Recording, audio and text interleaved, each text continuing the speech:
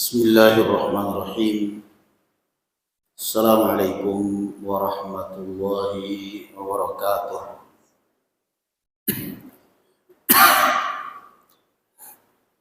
Innal hamdalillah nahmaduhu ta'ala wa nasta'inuhu wa nastaghfiruh wa na'udzu billahi min shururi anfusina wa sayyiati a'malina.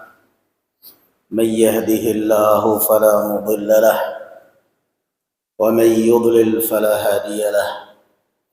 أشهد أن لا إله إلا الله وحده لا شريك له وأشهد أن محمدا عبده ورسوله لا نبي بعده. يا أيها الذين آمنوا اتقوا الله حق تقاته ولا تموتن إلا وأنتم مسلمون. يا أيها الناس اتقوا ربكم الذي خلقكم من نفس واحدة وخلق منها زوجها وبث منهما رجالا كثيرا ونساء واتقوا الله الذي تساءلون به والأرحام إن الله كان عليكم رقيبا. أما بعد.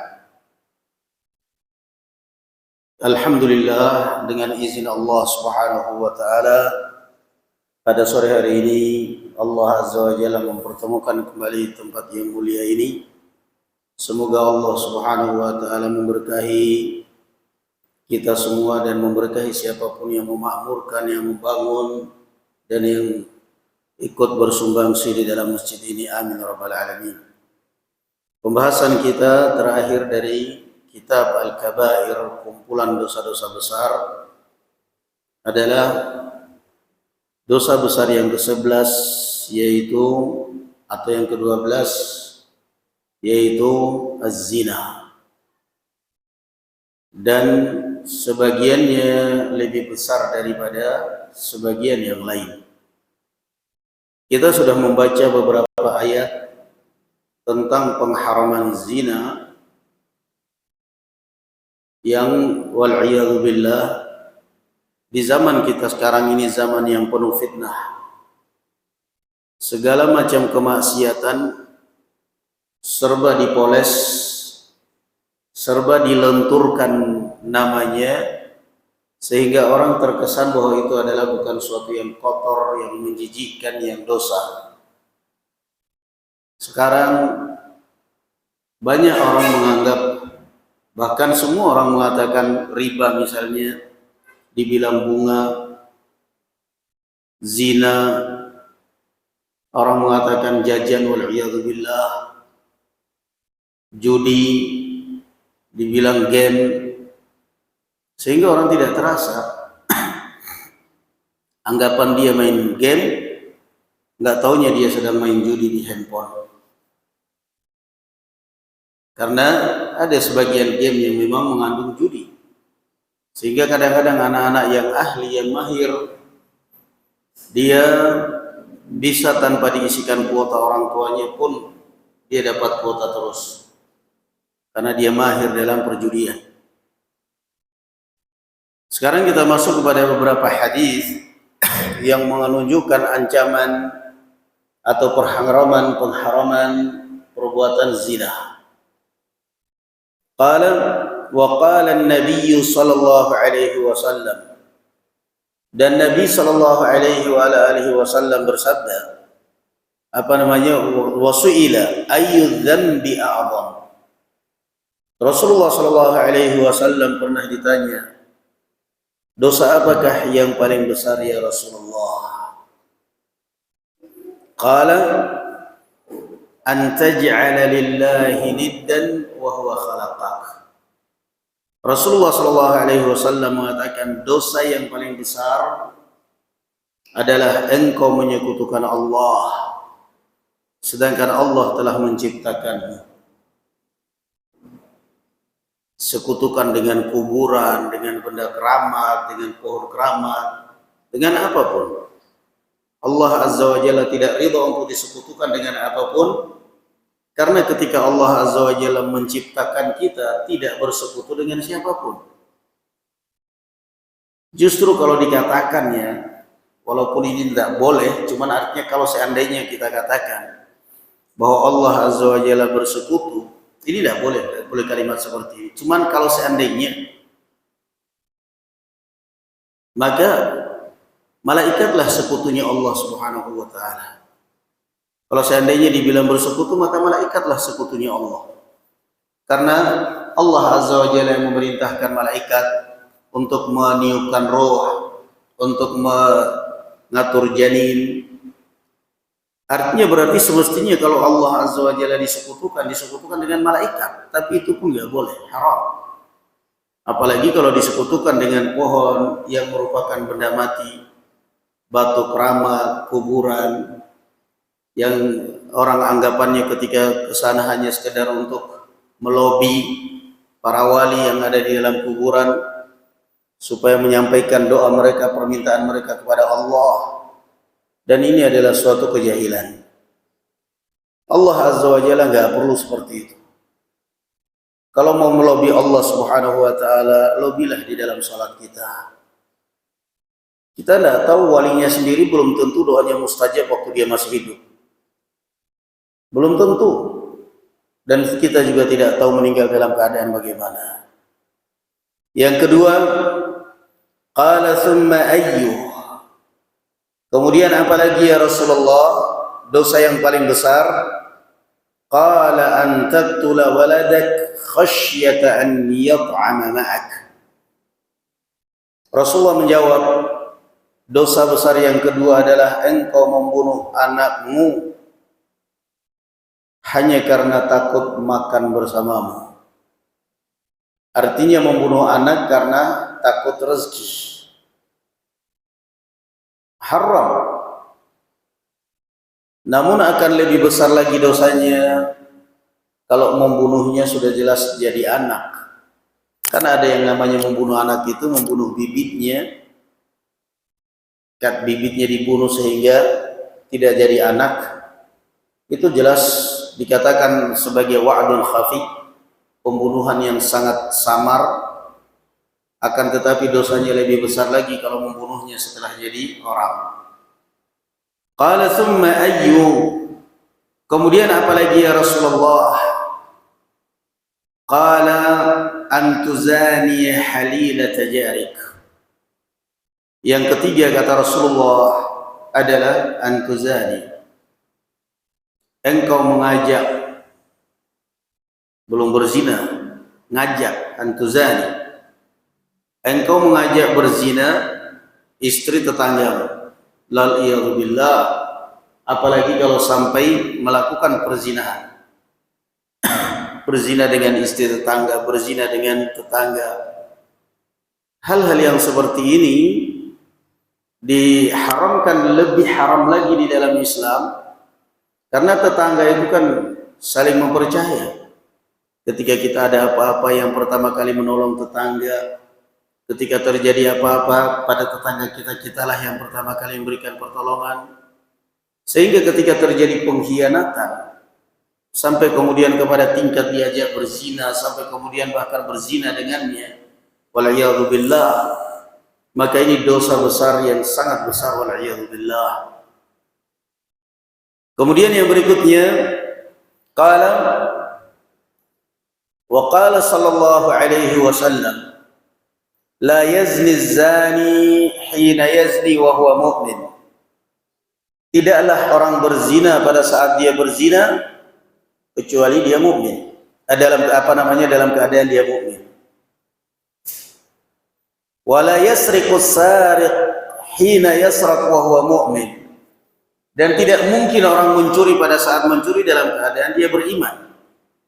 Wa la yashrabu al-khamra hina yashrabuha wa huwa mu'min.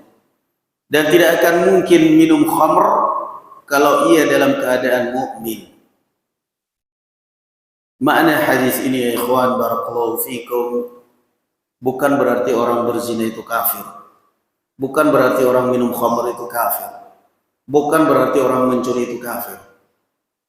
Tetapi fahamilah bahwa hadis-hadis yang seperti ini juga yang senada dengannya hadis la yu'minu ahadukum hatta yuhibba li akhi ma yuhibbu li nafsih.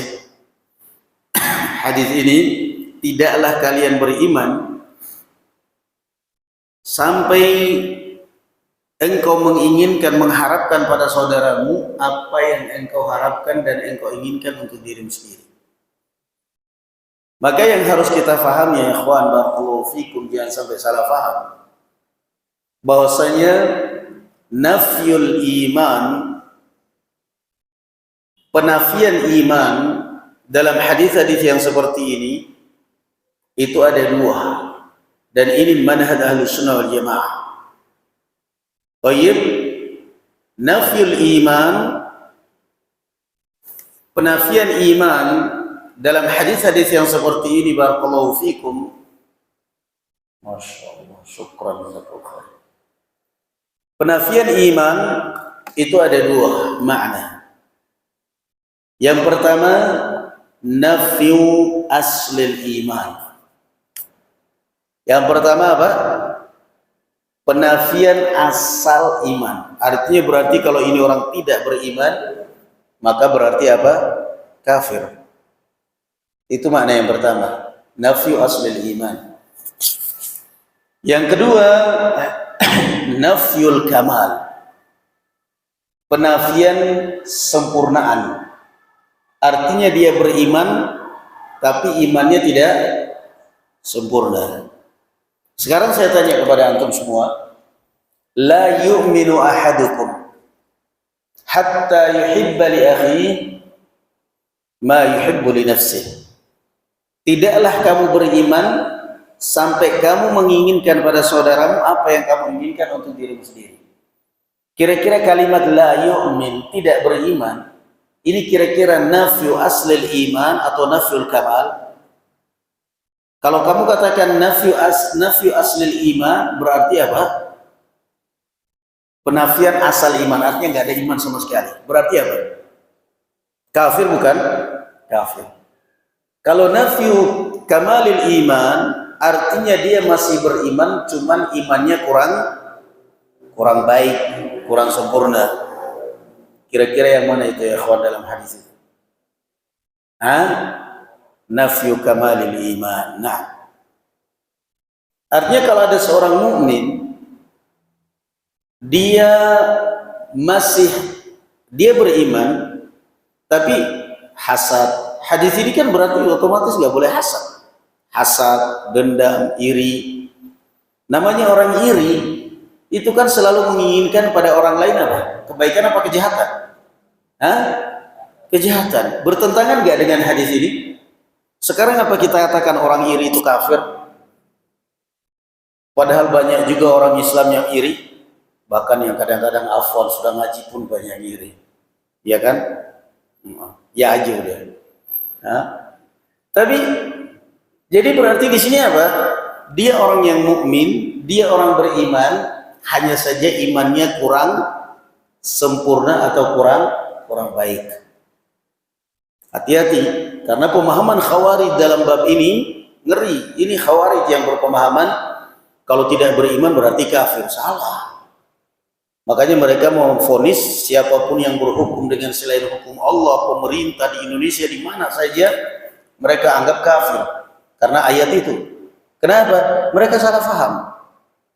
Nah, padahal belum tentu kata Allah mengatakan faulaikumul kafirun itu berarti kafir keluar dari Islam. Karena ada perbuatan-perbuatan kafir, orang melakukan perbuatan kufur tapi tidak sampai kafir. Tidak sampai kafir. Artinya perbuatannya dia ini perbuatan kufur tapi orangnya tidak kita kafirkan. Contoh yang lain di sini. Kata Rasul sallallahu alaihi wasallam, tidaklah orang berzina ketika dia berzina kalau dia dalam keadaan mukmin. Tidaklah orang minum khamr ketika dia minum khamr kalau dia beriman. Artinya di sini apa? Orang berzina tidak ada iman. Orang yang mencuri tidak ada iman. Orang yang minum khamr tidak ada iman. Maka kembali lagi tadi kepada penafian, bahwasanya penafian di sini apa ya, kawan? Penafian di sini berarti penafian aslul iman atau penafian kamalul iman. sempurnaan iman. Kira-kira mana yang benar ini? Nafyu kamalul iman. Artinya orang yang berzina imannya nggak sempurna. Kalau imannya baik, imannya sempurna, nggak bakal dia berzina. Dia akan mikir. Kalau imannya baik, imannya benar, dia nggak akan mencuri. Walaupun kesempatan ada, barang yang dicuri ada, nggak bakal. Kalau imannya benar, dia tidak bakal minum khamr. Tetapi kan antum lihat, ada orang minum khamr, setelah minum khamr sholat. Ada nggak? Ada bahkan mohon maaf, pelacur ke tempat melacur bawa mukena. Waktu sholat, biar kurang dosanya ini. Nauzubillah. Ketika dorongan dia sholat, ini kan karena iman, berarti ini orang ada imannya. Hanya saja imannya tidak sempurna, tidak kuat, sehingga dia tergoda dengan ya khamr, ya zina, ya judi. Nauzubillah. Jadi inilah kelebihan atau perbedaan di antara perbedaan manhaj Ahlus Sunnah wal Jamaah di dalam memahami hadis-hadis yang seperti ini. Ketika kita membaca hadis la yazni zani, tidak ada orang yang berzina dalam keadaan mukmin. Tidak ada orang minum khamr dalam keadaan mukmin. Tidak ada orang yang mencuri dalam keadaan mukmin. Maka sekali lagi maksudnya tidak ada dalam keadaan mukmin artinya apa? Sempurna imannya. Nah, dari mana kita ambil pembahasan seperti ini ya ikhwan? Dari kitab-kitab akidah Ahlus Sunnah wal Jamaah. Jadi tidak semua orang melakukan perbuatan kufur itu berarti apa? Kita hukumi orangnya apa? Kafir, nggak boleh. Tidak semua orang yang melakukan perbuatan-perbuatan fasik kita hukumi orangnya munafik, nggak semua. Contoh apa ya kawan? Rasulullah mengatakan ayatul munafiq salasa. Tanda orang itu munafik ada 3. Idza wa'ada akhlaf. Kalau dia berjanji ingkar janji. Wa idza tumina khan. Kalau dia diberi amanat khianat. Wa idza ahada ghadar. Atau wa idza haddatsa kadzab. Kalau dia berbicara dusta. Ini alamat apa tadi ya ikhwan? Alamat munafik.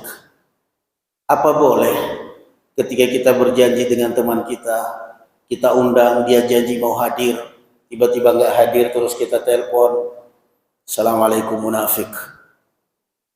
Kan nggak mungkin. Loh, kenapa kamu panggil saya munafik? Rasulullah yang mengatakan kamu munafik. Siapa yang mengatakan Rasulullah saya munafik? Rasulullah kenal saya aja enggak? Tapi hadisnya begini, yaitu Khawarij. Itulah pemahaman Khawarij. Tidak bisa membedakan antara apa? Hukum umum dengan individu. Hukum umum memang seperti itu. Tanda-tanda munafik itu kalau bicara dusta. Tapi apa kemudian hukum umum ini kita terapkan kepada individu? Kan nggak mungkin ya. Nggak mungkin. Jadi bedakan barakallahu fikum ya ikhwan, bahwa di dalam setiap penafian, entah itu penafian sholat, penafian misalnya, kita misalnya melihat la salata liman la wudu'alah, tidak ada sholat bagi yang tidak wudu. Ini kira-kira penafian sholat tidak sah atau tidak sempurna? Itu mesti seperti itu. Antum fahami kalau ada hadis-hadis seperti itu, tidak ada sholat, tidak ada puasa, tidak ada iman, maka mesti yang antum fahami bahwa ketika ada hadis-hadis yang seperti itu, maka itu maknanya ada 2. Bisa jadi nafyul asl atau nafyul sihhat, tidak sah sama sekali. Bisa jadi nafyul kamal, sah tapi tidak sempurna. Saya ingin isi contoh yang lain. La wudu'a liman la salata liman la wudu'a lah. Tidak ada salat bagi orang yang tidak ada wudunya. Ini kira-kira apa? Nafyul kamal, penafian sempurna, atau aslus sihah, tidak sah sama sekali. Kira-kira yang mana ya kawan? Tidak sah sama sekali. Tapi kalau ada hadis la wudu'a liman lam yadhkur ismallah, tidak ada wudu bagi orang yang tidak membaca bismillah. Gimana itu di sini? Antum pemahamannya apa di sini berarti? Berarti kalau orang nggak baca bismillah wudunya tidak sah atau tetap sah, tapi maksudnya nafil kamal, kurang sempurna. Kira-kira yang mana? Kurang sempurna. Jadi fahami di sini, jangan sampai salah paham, karena ada orang yang masya Allah, entah di Indonesia maupun di mana, ada orang yang banyak yang salah paham seperti itu.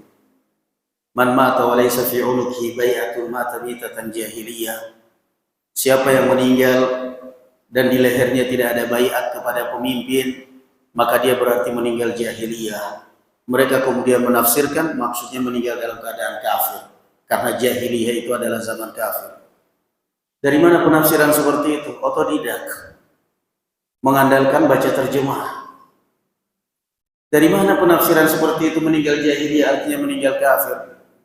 Sementara Al-Hafidz Ibnu Hajar Al-Asqalani rahimahullah taala sendiri menafsirkan hadis itu dalam Fathul Bari dan a'immah yang lain. Ai mata 'asiyan. Maksudnya dia meninggal dalam keadaan bermaksiat, bukan berarti kafir. Meninggal dalam keadaan dia memberontak kepada siapa? Kepada pemerintah.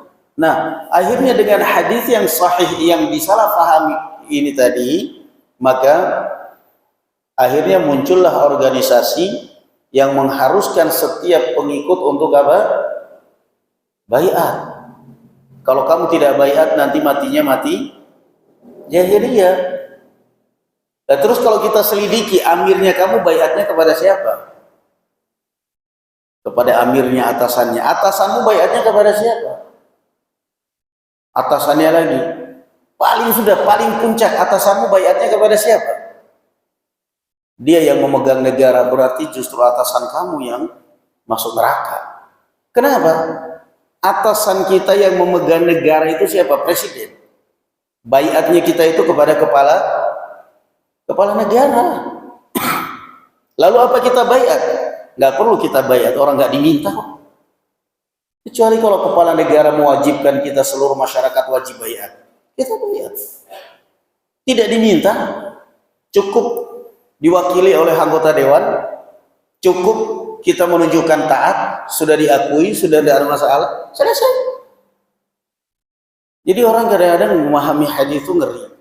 Orang kadang-kadang sesat karena hadis sahih. Dari mana sesatnya? Karena dia memahami dengan otodidak. Orang sesat kadang-kadang bahkan karena Al-Quran. Karena apa?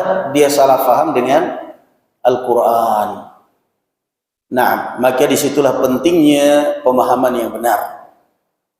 Baik, jadi di sini tadi ya ikhwan, la yazni zani, penafian apa tadi ya ikhwan?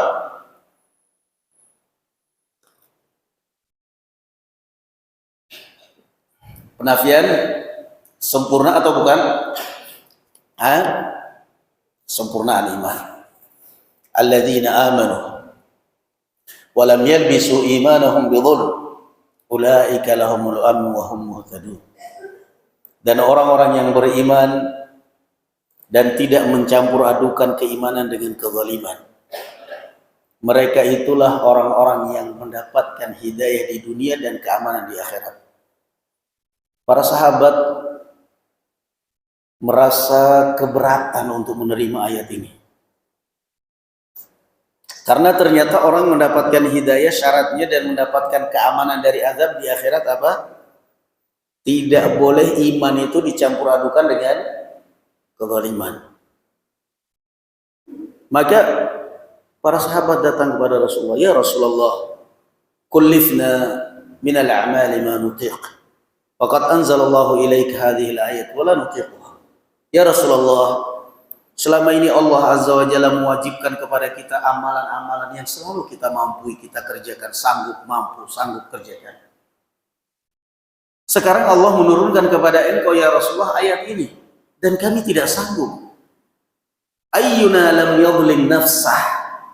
Siapa di antara kita yang tidak bakal zalim ya Rasulullah? Namanya manusia itu gak bakal selamat dari kezaliman.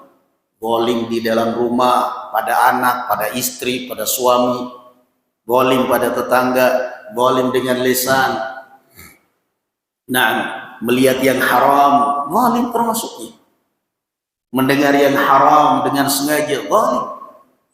Maka para sahabat, ayyuna lam yadhlim nafsa. Lalu kalau syaratnya orang mendapatkan keamanan dari azab ya Rasulullah harus tidak menggolimi diri sama sekali. Siapa yang mampu? Kami tidak mampu. Apa jawab Rasulullah sallallahu alaihi wasallam? Ataquluna kama qalat banu Israil li Musa sami'na wa asayna? Rasulullah nanya, lalu kalian sekarang mau seperti Bani Israel? Ketika diperintah oleh Nabi Musa, mereka bilang sami'na wa asayna. Kami dengar tapi nggak mau nurut. Kalian mau seperti Bani Israel? Maka Allah menurunkan ayat yang berikutnya apa? Maka Allah Azza wa Jalla menurunkan ayat apa di akhir surat apa namanya? Al-Baqarah, Rabbana la tu'akhidna in nasina aw akhtana. Rabbana la tu'akhidna in nasina wa akhtana. Naam. Baik. Itu ceritanya di zaman Rasul sallallahu alaihi wasallam. Jadi ketika turun ayat ini, maka Rasulullah kemudian mengajarkan kepada mereka bahwa yang dimaksud dengan zulm di situ adalah syirik billah, kesyirikan kepada Allah Subhanahu wa taala. Jadi perhatikan, tidak semua perbuatan kalau di dalam Al-Qur'an dikatakan siapa yang begini maka dia fasik, berarti bukan pelakunya munafik lah, belum tentu ya. Karena harus diingat bahwa penafian itu ada dua di dalam hadis. Qala, hadis yang berikutnya, wa qala idza zana al-'abdu kharaja minhu al-iman. Jika seorang hamba beriman berzina, maka keluarlah dari hati dia keimanan. Bisa jadi, perhatikan ini, bisa jadi yang dimaksud dengan keluar dari hatinya keimanan artinya asal iman sama sekali. Dia gak beriman sama sekali. Kapan itu? Kalau dia menganggap zina itu halal. Na'udzubillah. Kata Imam At-Tahawi rahimahullah ta'ala dalam Aqidah Tahawiyah, wala nukaffir ahadan min ahli al-kiblati bidhanbin yaf'aluhu ma lam yastahillah. Dan kita tidak boleh mengkafirkan seorang ahlul kiblat, yakni muslimin, dengan perbuatan dosa yang dia lakukan selama ia tidak menghalalkan dosa itu. Kalau dia sudah menghalalkan, menganggap khamr halal tanpa ta'wil apapun, menganggap zina halal tanpa ta'wil apapun, apa hukum zina? Halal. Na'udzubillah. Maka ini jelas kafir. Jadi ketika Rasulullah mengatakan di sini ya ikhwan, la yazni, baik. Idza zana al-'abdu kharaja minhu al-iman. Ketika seorang itu berzina maka iman keluar dari dalam hatinya. Ada dua kemungkinan. Kemungkinan yang pertama yang keluar adalah asal imannya sama sekali, yakni kafir dia berarti. Kalau apa tadi? Kapan dikatakan kafir ya ikhwan? Kalau dia menganggap apa? Berkeyakinan bahwa apa? Zina itu halal. Bisa jadi yang keluar itu adalah kesempurnaan iman dia. Ketika dia berzina, kesempurnaan iman dia keluar. Dalam arti, kalau dia yakin bahwa itu adalah haram, namun dia terpedaya oleh syaitan. Naam. Fakana alaihi kadhullati. فإذا انقلع منها رجع إليه الإيمان. Dan jika dia berhenti dari perbuatan zina, maka kembali pula keimanan dia. Rawahul Bukhari wa Muslim.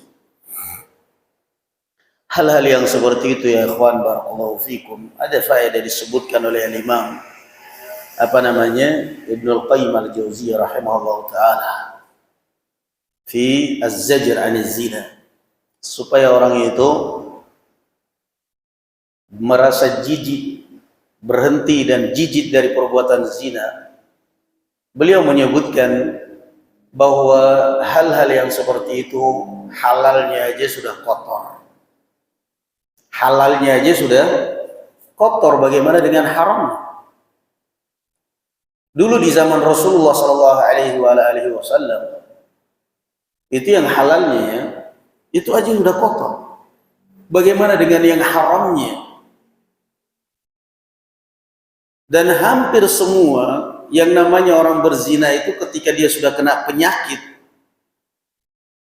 dia akan berpikiran bagaimana dendam, balaskan dendam supaya penyakitnya ini tertular kepada semua laki-laki hidung belang.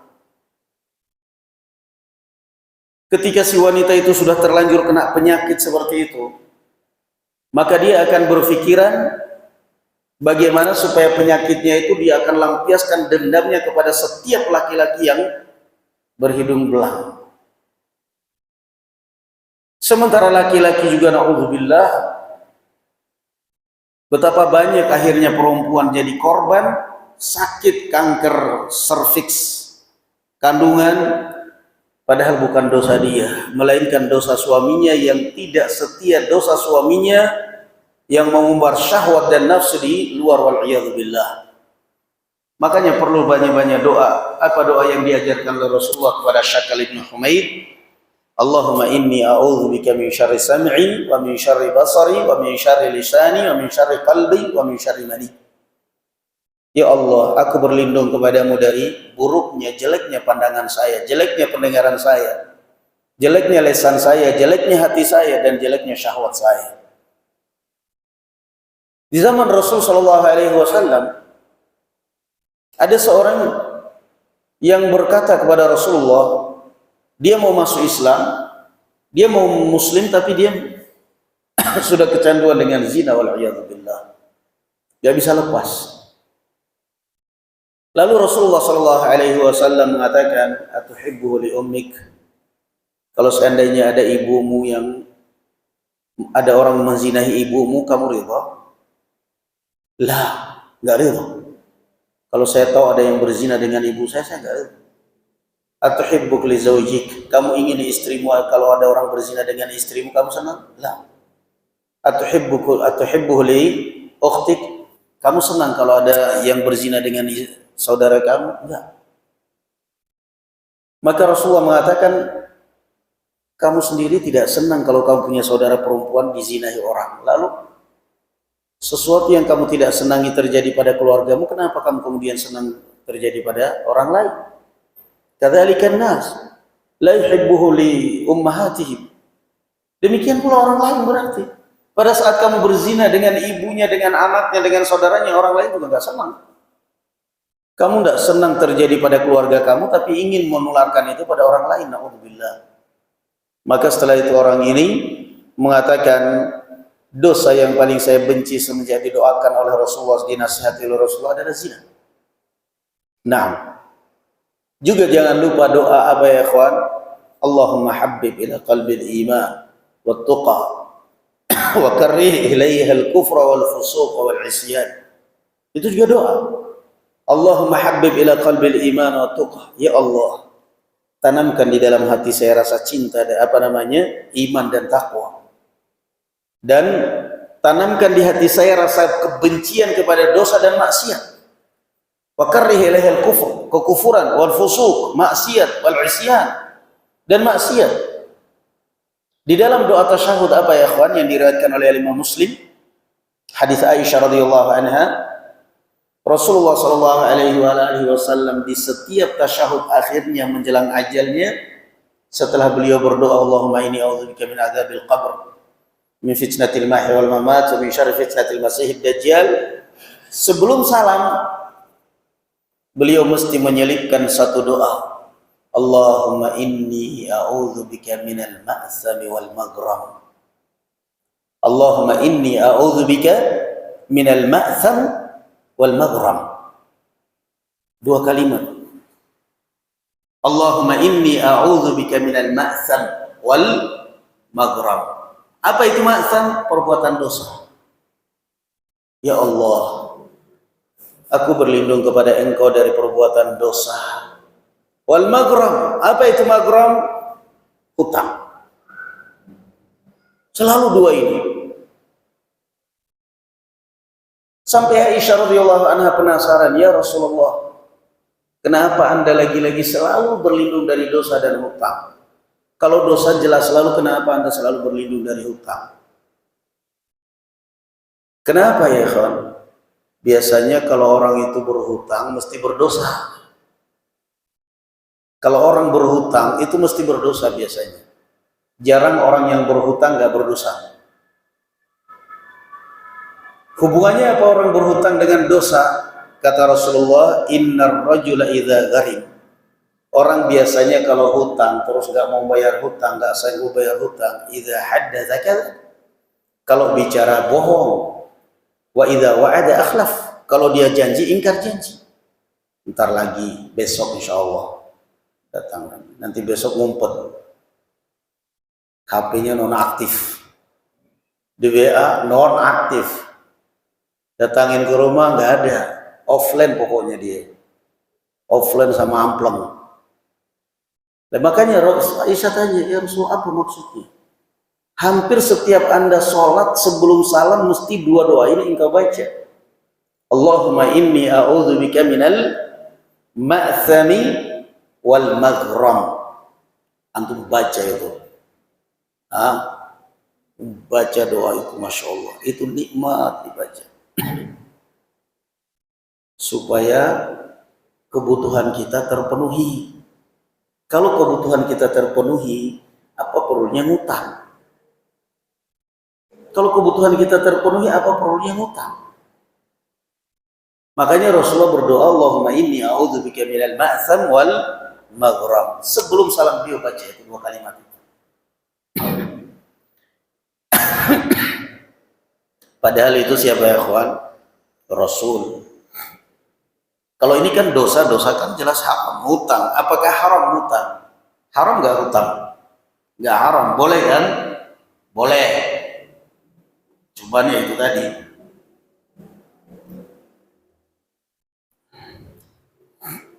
Orang biasanya senyumnya lain ketika datang mau hutang ketika mau bayar. Jangan, udah bismillah diniatkan. Karena hutang itu kalau kita nunda-nunda tambah berat. Setannya tambah banyak. Tapi kalau begitu kita mampu, kita punya duit, bismillah, ambil biar tenang hidup saya, selesai. Nah, kemudian hadis yang berikutnya, waruya 'anin nabiy sallallahu alaihi wa ala alihi wasallam. Dan diriwayatkan dari Nabi sallallahu alaihi wasallam, man zana aw syaribal khamr naza'allahu minhul iman. Siapa yang minum atau berzina atau minum khamr, maka akan Allah cabut dari hati dia keimanan. Sama dengan penafsiran sebelumnya. Ya subhanallah ya ikhwan. Dari zaman Rasulullah, dari zaman jahiliyah sampai zaman Rasulullah sampai sekarang yang namanya dosa dua ini selalu sepasang. Yang namanya dua dosa ini selalu sepasang. Apa itu ya ikhwan?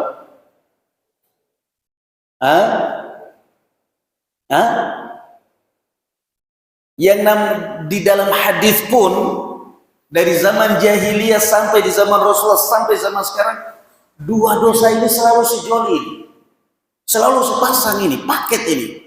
Apa itu ya ikhwan? Zina dan minum khamr, innalillah. Selalu sepasang ini. Rasulullah pun mengatakan apa? Man zana aw syaribal khamr. Siapa yang berzina atau minum khamr, selalu dipasangkan. Kenapa? Identiknya dua ini. Coba antum lihat di mana-mana kafe nyiapin, di mana-mana kafe nyiapin jus alpukat, jus melon, jeruk peras, nggak ada. Yang disiapin apa? Alkohol, khamr. Na'udzubillah. Jadi kita nggak heran Dari zaman jahiliyah sampai zaman Rasulullah sampai zaman sekarang, selalu dua dosa ini, dua perbuatan maksiat ini, kotor jorok ini selalu digandengkan. Qurannya apa ya ikhwan? Quran perangsangnya apa? Quran perangsangnya musik. Utsman bin Affan radhiyallahu anhu mengatakan Quran apa? Quranus syaitan. Itu adalah Quran bacaan syaitan. Bacaannya syaitan. Lagunya dinyanyikan situ, kemudian ada khamernya, ada wanitanya, udah komplit. Na'udzubillah, thumma na'udzubillah. Naam. Di antara faedah disebutkan dalam Syarah Riyadhus Shalihin juga Al-Allamah Ibnu Taimiyah tentang kisah Juraij yang didoakan oleh ibunya, Juraij ahli ibadah Bani Israel, yang didoakan oleh ibunya ketika sakit hati dipanggil tidak menyaut. Ibunya mendoakan, Allahumma la tumithum hatta yanzura ila wujuhil mumishat. Ya Allah, jangan engkau matikan anak ini sebelum dia melihat ke wajah pelacur, penzina. Ini menunjukkan, kata beliau, bahwa melihat wajahnya seorang penzina itu adalah azab. Na'udzubillah. Na'udzubillah. Selalu dua ini digandengkan. Dosa dua ini, khamr dengan apa? Khamr dengan zina.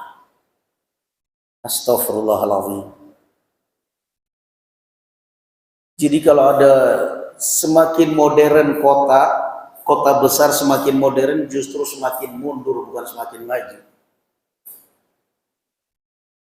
Kalau versinya kebanyakan orang kan semakin maju, enggak. Semakin maju kepada hari kiamat, akhlaknya semakin mundur kepada jahiliyah. Di mana ada kemajuan kota, makin besar kota itu, makin makmur, makin maju kota itu, mesti makin merajalela apa? Prostitusi. Hotel-hotel, kafe, semua mulai merajalela. Dan itu adalah apa yang dikabarkan oleh Allah Azza wa Jalla. Wa idza aradna an nuhlika qaryatan amarna mutrafiha fafasaqu fiha fahaqqa 'alaiha al-qaulu fadammarnaha tadmira.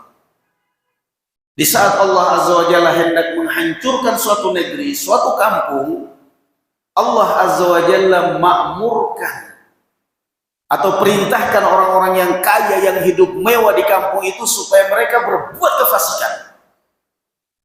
Dibayarin itu pada germo-germo untuk bikin pelacuran, untuk bikin prostitusi, untuk bikin khamr, apa semua. Itu cara Allah Azza wa Jalla. Kalau hendak menghancurkan suatu negeri, suatu kampung, caranya seperti itu. Merajalelakan dulu, meratakan dulu maksiat. Setelah itu Allah Azza wa Jalla hancurkan. Dua dosa ini selalu sejoli dari zaman dahulu. La haula wa la quwata illa billah. Kemudian kama yakhla'u al-insan al-qamisa min ra'sih, sebagaimana seorang melepaskan gamis dari kepalanya. Rawahu Ahmad dengan sanad yang baik, sahih. Wa qala thalathatun la yukallimuhumullahu yaumal qiyamah. Tiga golongan manusia yang tidak akan diajak bicara oleh Allah Subhanahu wa taala kelak pada hari kiamat. Berarti pada hari kiamat diajak bicara enggak? Diajak bicara oleh Allah Subhanahu wa taala manusia. Fayudnihim rabbuhum. Allah mendekatkan manusia di padang mahsyar. Satu persatu dihisab, berdialog. Laisa bainahu wa bainahu turjuman. Kata Rasulullah sallallahu alaihi wasallam, "Ma minkum min ahadin." Tidak ada seorang pun di antara kalian di hari kiamat illa yas'aluhu rabbuh, kecuali dia mesti akan disidang oleh Allah Subhanahu wa taala. Wa laisa bainahu wa bainahu turjuman. Dan tidak ada juru bicara penerjemah antara dia dengan Allah. Sidang oleh Allah Subhanahu wa taala. Lalu bagaimana dengan hadis ini? Ada tiga orang yang tidak akan diajak bicara oleh Allah. Azza wa Jal, para mufassirin, para ulama mengatakan maksudnya yakni tidak akan diajak bicara oleh Allah dengan pembicaraan kemuliaan, penghargaan. Allah tetap berbicara dengan mereka tapi murka. Siapa itu mereka yang tiga ini yang tidak akan diajak bicara oleh Allah Azza wa Jal? Nas'allahu as-salamata wal afiyah. Orang itu ya ikhwan, masalah kita benci dengan perbuatan dosa itu tergantung apa? Tergantung iman dalam hati kita. Tergantung iman dalam hati kita. Makin kokoh iman kita, kebencian kita kepada dosa dan maksiat itu makin kuat. Makin lemah iman kita, kebencian kita kepada dosa itu makin lemah pula. Kenapa? Hati kita ini, kata Rasulullah SAW, adalah kalkuzi mujakhiyah, ibarat gelas. Hati kita ini ibarat gelas putih, ibarat kain putih. Makin putih kain itu ketika kena sedikit noda makin kelihatan. Sama hati kita juga begitu. Makin kuat iman kita, makin terasa dosa itu. Makin kuat iman kita, makin benci dengan dosa. Makin lemah iman kita, makin merasa nyaman dengan dosa. Alah, cuman kecil aja. Cuman segitu doang. Kenapa? Lemahnya iman. Kemudian kata Rasulullah yang pertama, apa namanya, la yukallimuhumullahu yaumal qiyamati wa la yuzakkihim wa la yanzuru ilaihim wa lahum adzabun alim. Allah tidak akan mengajak bicara mereka. Allah tidak akan mensucikan mereka. Allah tidak akan memandang mereka. Dan Allah berikan kepada mereka azab yang pedih. Siapa itu? Yang pertama, syaikhun zanin. Seorang tua yang berzina. Udah tua sempat-sempatnya berzina. Udah kakek-kakek. Astaghfirullahaladzim. Istilah orang sudah bau tanah. Udah bau kuburan. Apa yang dicari, kek? Ini berarti apa? Kalau orang masih muda kemudian berzina, itu kan berarti bisa jadi dorongan nafsu kan? Dorongan nafsu. Bisa jadi dia tadinya berusaha nggak mau, tapi karena dorongan nafsu. Lah ini kakek-kakek masih berzina, dorongan apa berarti ini? Oh, bannya aja udah kempes. Masih aja berzina, berarti dorongan apa ini? Tidak ada lain, dorongan syaitan. Na'udzubillah. Itu yang pertama. Yang kedua, wa malikun kadzdzab. Yang kedua yang tidak akan diajak bicara oleh Allah, tidak akan dilihat, dipandang oleh Allah di hari kiamat. Malikun kadzdzab, penguasa yang pendusta. Penguasa pendusta. Ya, jangan kalau sudah bilang penguasa itu kemudian langsung fantasinya ke pemerintah. Penguasa itu banyak, termasuk kita di dalam rumah, laki-laki pun juga penguasa. Kullukum ra'in, kamu penguasa di dalam rumah. Wanita, istrimu penguasa di dalam rumah. Kalau suami bohong, kalau istri bohong, ya masuk malikun kadzdzab, penguasa bohong, merekayasa kasus, menyembunyikan kasus, masuk dalam hadis ini, malikun kadzdzab. Nah, karena biasanya kalau orang bohong itu semestinya kan ada yang ditakuti. Dan ini kok raja tapi kok bohong, penguasa tapi kok bohong. Berarti kan memang jahatnya luar biasa. Kalau ada misalnya ada orang yang lemah, orang yang merasa terancam kemudian dia bohong, itu kan kadang-kadang bisa dimaklumi. Lah ini penguasa, apa yang kamu takuti? Ternyata yang dia takuti karena mulutnya udah disumpel dengan duit. Malikun kadzdzab. Yang ketiga, wa'ilun mustakbir, rawahu Muslim. Ailun mustakbir, orang yang miskin tapi sombong. Kan ada kadang-kadang sebagian anak muda itu prinsipnya biar miskin asal sombong.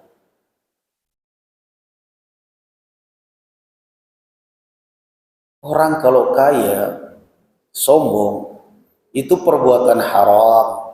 Tapi kan orang kadang-kadang masih bisa memaklumi kan. Orang bilang apa? Ya wajarlah, sombong orang kaya. Lah ini udah miskin sombong, orang bilang apa? Enak lihat ini. Ini orang sudah miskin sombong, bahasanya serba tinggi, serba menghina, serba merendahkan orang. Apa yang diandalkan orang ini? Yang ada muwakar, lihat ini. Kalau orang kaya sombong kadang-kadang orang masih maklum. Udahlah sabarin aja lah.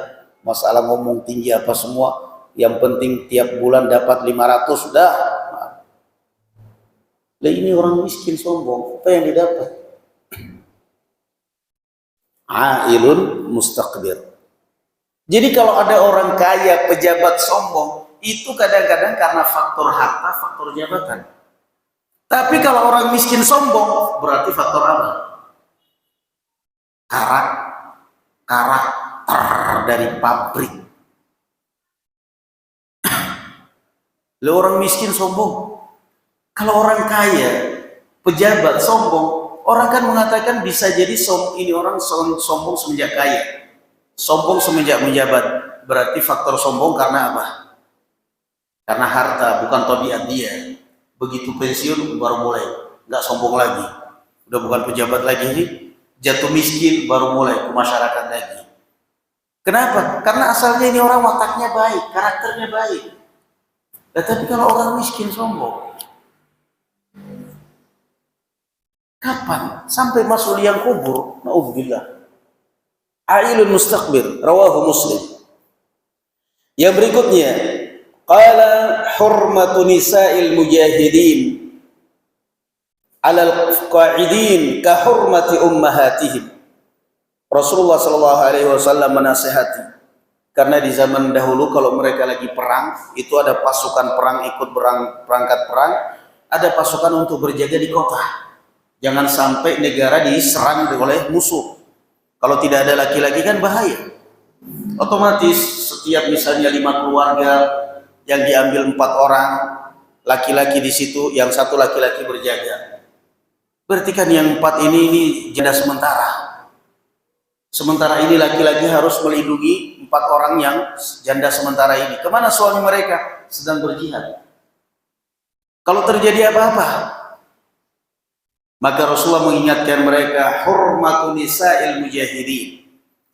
Haramnya wanita-wanita yang ditinggal oleh suaminya untuk berjihad fisabilillah, alal qa'idin, bagi orang laki-laki yang jaga, yang berjaga, yang melindungi mereka, ka hurmati ummahatihim, sama hukumnya dengan haramnya ibu-ibu kalian.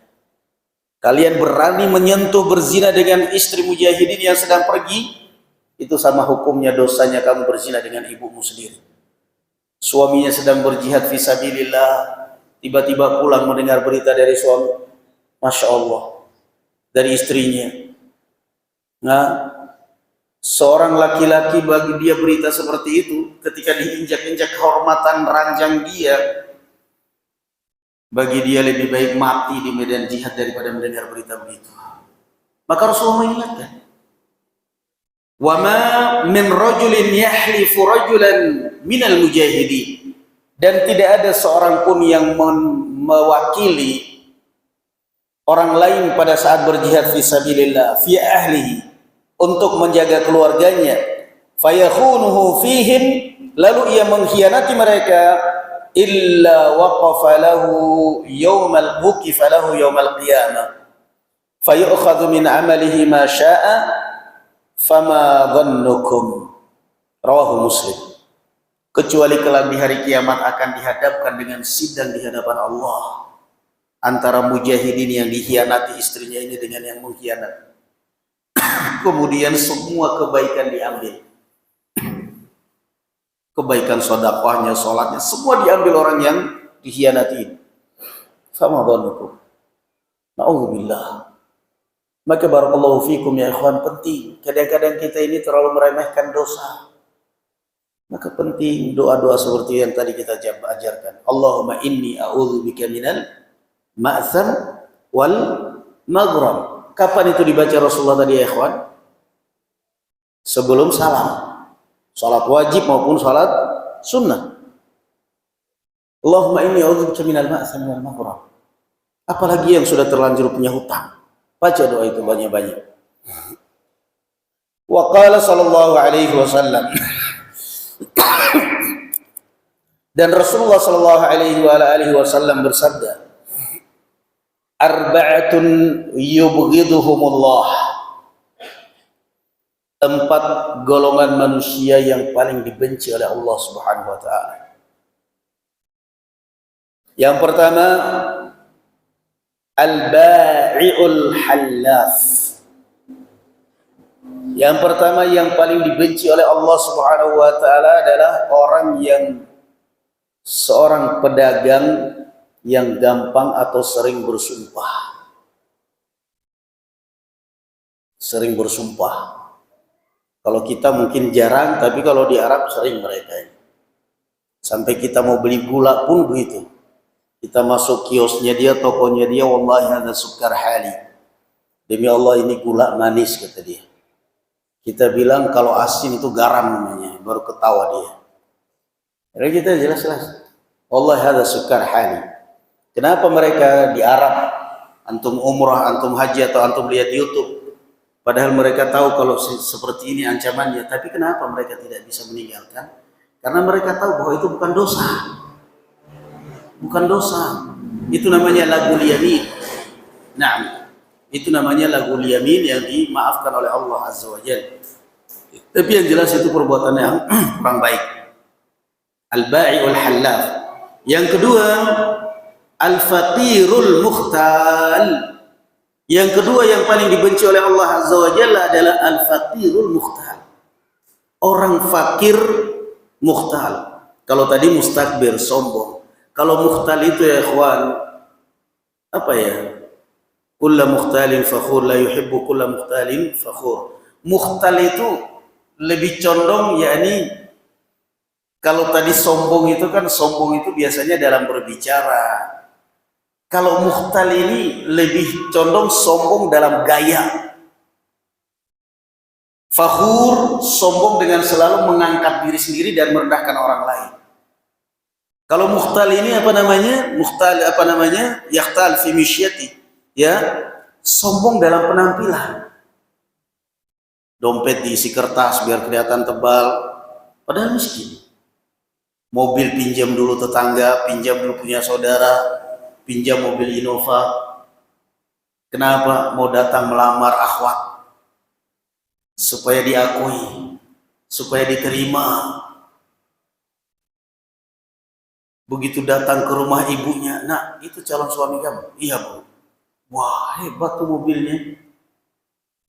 Apa mobil? Innova terbaru.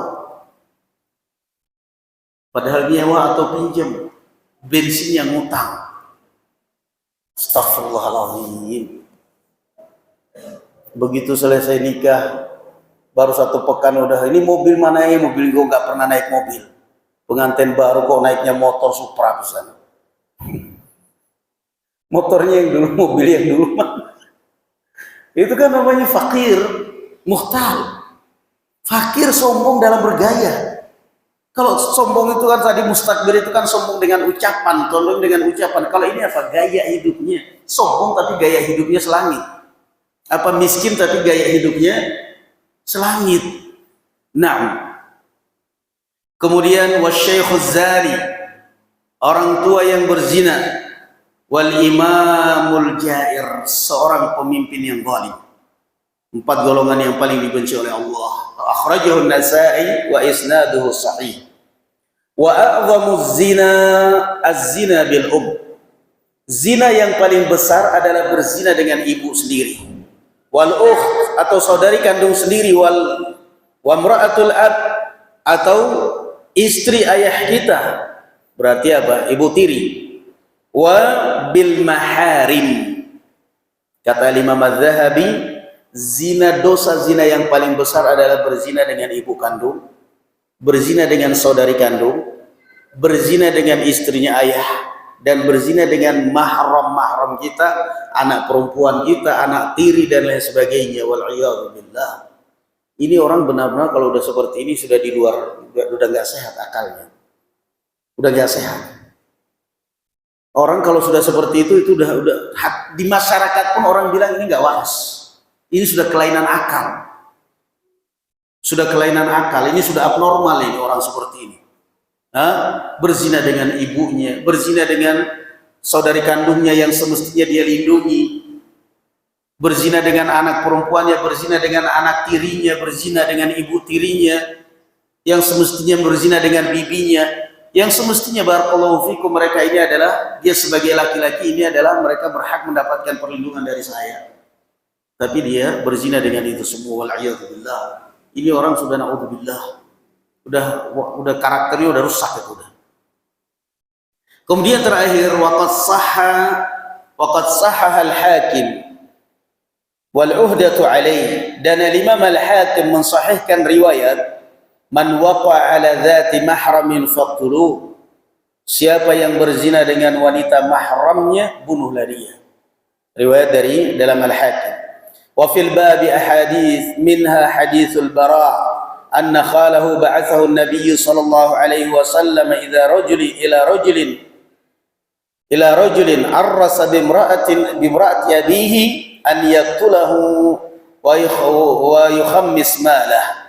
Dan juga di dalam hadis Hakim tadi ada pendukungnya, bahwasanya dari hadis Al-Bara, bahwasanya paman beliau diutus oleh Rasulullah SAW kepada seorang yang berzina dengan istri ayahnya, Al-Bara ibn Azib. Rasulullah mengutus seorang kepada laki-laki yang berzina dengan istri ayahnya laki-laki ini. Kemudian Rasulullah memerintahkan untuk membunuhnya dan membagi hartanya menjadi, mengambil 1/5 dari hartanya. Wal'iyadzubillah. Selesai ya kawan bapak kabair yang ke-12, yaitu tentang zina. Nas'alullah as-salamata wal afiyah. Perbuatan yang sekarang serba dipermudah oleh syaitan, serba gampang oleh syaitan. Bahkan kadang-kadang masyarakat pun sudah tidak risih lagi. Masyarakat kadang-kadang sudah tidak risih lagi. Kadang-kadang rumahnya dijadikan untuk tempat zina. Di situ ada keluarga, ada anaknya, ada suami istri. Sudah nggak risih lagi, seakan-akan itu sudah suatu hal yang lumrah. Wal'iyadzubillah. Maka ingatlah orang-orang yang seperti ini, sampai hari kiamat pun kalian nggak bakal bahagia hidupnya. Kita kan bisa tahu mereka bisa seperti itu karena apa? Mereka nekat seperti itu karena apa? Tekanan ekonomi. Mereka mempersilahkan rumahnya dipakai untuk lokalisasi, untuk prostitusi. Bahkan kadang-kadang satu ke desa, satu kecamatan, itu kan semua karena faktor ekonomi. Bahkan kadang-kadang anaknya berzina, orang tuanya ada di dalam rumah, itu semua nggak apa-apa. Yang penting bayar 100-200 selesai. Duit semua. Tapi ingat, wahai manusia-manusia yang mental, na'udzubillah, mental hina seperti ini, nggak bakal kamu kaya dengan cara seperti itu. Yang ada hancur masa depan kamu, hancur kehidupan kamu seperti itu. Yang ada hancur rumah kamu seperti itu. Mikirlah seberapa cantiknya anakmu. Memang setiap malam orang mau antri dengan anakmu. Yang ada begitu ini dicicipin, habis itu dibuang, cari yang lebih cantik lagi, dibuang anakmu. Na'udzubillah. Kemudian dia taubat di masa depannya. Anaknya yang tadinya 25, begitu berumur 30 tahun sudah mulai lemah badannya, taubat, tapi penyakitmu sudah mendarah daging dalam tubuh kamu. Mau taubat, Allah Maha Penerima taubat, tapi AIDS-nya, stilisnya, derajat singanya di dalam tubuh kamu sudah na'udzubillah. Mau taubat, tapi penyakit sudah ada di dalam tubuh. Apa yang na'udzubillah udah? Maka hal-hal yang seperti ini orang kadang-kadang nggak nyadar. Na'udzubillah. Nas'alullah as-salamata wal afiyah. Barakallahu fikum. Mudah-mudahan Allah Subhanahu wa taala menjauhkan kita, menanamkan dalam hati kita dan hati anak-anak kita semua kebencian kepada dosa dan maksiat, termasuk kebencian kepada zina, pencurian, khamr dan yang lainnya. Amin ya rabbal alamin. Allahumma inna nas'aluka al-huda wat-tuqa wal-afafa والغنى. اللهم حبب إلى قلوبنا الإيمان والتقى وكره إليها الكفر والفسوق والعصيان. وبارك الله فيكم وصلى الله على نبينا محمد وعلى آل محمد. سبحانك اللهم وبحمدك أشهد أن لا إله إلا أنت أستغفرك وأتوب إليك. السلام عليكم ورحمة الله وبركاته.